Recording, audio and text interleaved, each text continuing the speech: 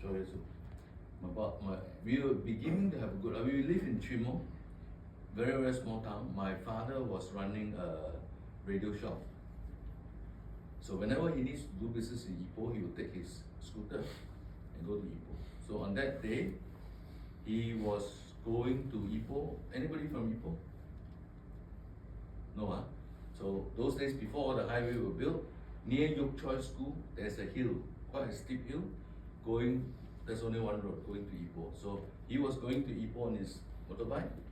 Coming downhill was a bus going to Kuala Tengah, carrying 40 children.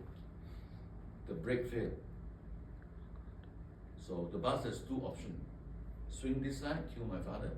Swing that side, go down the ravine. Okay? How we know?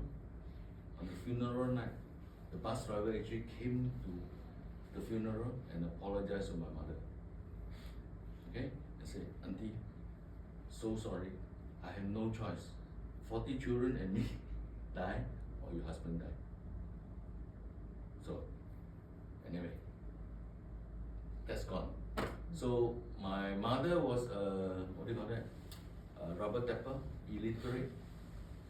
My father left behind about 3,000 ringgit, which is a lot of money those days.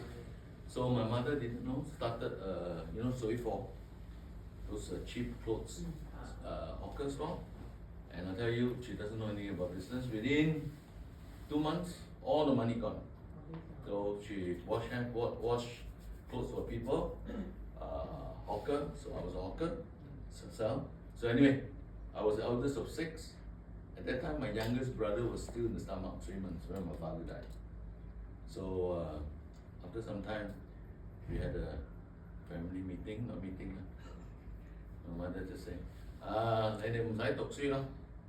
no need to go and study anymore because I can't pay, no money. So my second brother immediately sent to my uncle in Sitiawan, Ketok, and he was only 12 years old at that time, Ketok Magat. Okay, so I was in Form 1 then. I went to my school. My form teacher was my sifu. I said, Master, sorry, 2 more months finish school and this year I have to stop school. No, why? I said, no money. I said, no worry, I talked to your mother. So my form teacher, together with the school principal, I came from St. Michael's. St. Michael's is a mission school. So it was a Burmese missionary brother, came because he doesn't speak Chinese and my mother doesn't speak English. But my form teacher does Chinese. So my mother said this, since I opened my rice pot and show you. There was 2 scoops of rice left. So my teacher said, don't worry, Auntie. We have decided we will stop support your son because he got potential. Because if he drop out now in Form 1, waste of all his future. So the school teacher rich or not? So okay, by the way, how much money do I need to continue school? School fees they waive. Okay? School fees they waive. What I need is 10 cents every day to take bus from Chimo to Ipoh. 10 cents to go back, 15 cents to buy a bowl of noodle, to say very good, 15 cents. And the pencils and whatever, books from last year, what do you call it, pencils and stationery sponsored by the bookshop. So basically, I need how much? 35 cents, that's all. So teachers rich or not rich? Teachers rich or not? Poorer than you. Okay? So how do you support me? 3 teachers supported me. So how do I do? Every day I go to my form teacher during recess. Sir, oh you. That's it. Because they can't say, okay, give you 10 ringgit, don't see me for the rest of the month. Right? Every day you go. 10 cents. I go to my science teacher, 10 cents. I go to my headmaster, 15 cents. I'll do that. Form 2, Form 3, Form 4, Form 5. What does that make you feel? I tell you, I'm very thankful to my teachers, okay? Yeah. Without them, I won't be here. Yeah. But I felt like bloody beggar. Cheap, useless, worthless beggar. And what's worse still, You know, Ipoh those days are famous for tin mine.